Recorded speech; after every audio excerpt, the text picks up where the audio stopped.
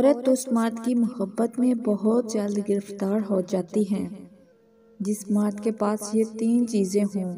Number 1، مردانہ وجاہت، یعنی جس مرد کا قد اور باڈی وغیرہ اچھی ہو۔ نمبر 2، خوش اخلاقی، اور نمبر 3، پیسہ۔ یہ 3 چیزیں عورت کی کمزوری ہوتی ہیں۔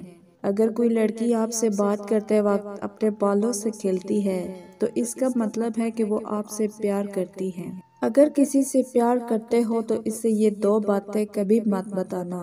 نمبر 1، اسے کبھی اپنی کسی کمزوری کے بارے میں نہ بتانا۔ نمبر 2، اسے کبھی یہ مت لگنے دینا کہ اس کے چھوڑ جانے سے تمہاری زندگی ختم ہو جائے گی۔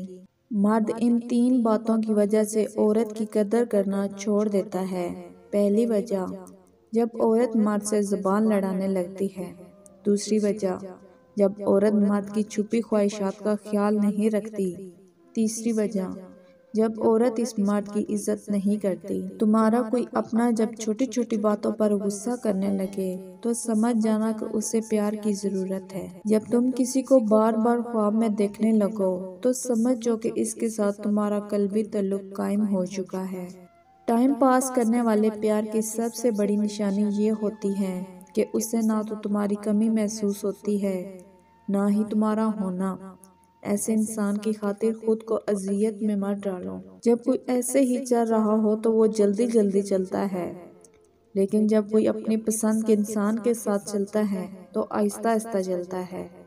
اس کی وجہ یہ ہے کہ وہ ایک دوسرے کے ساتھ زیادہ سے زیادہ وقت گزارنا چاہتے ہیں۔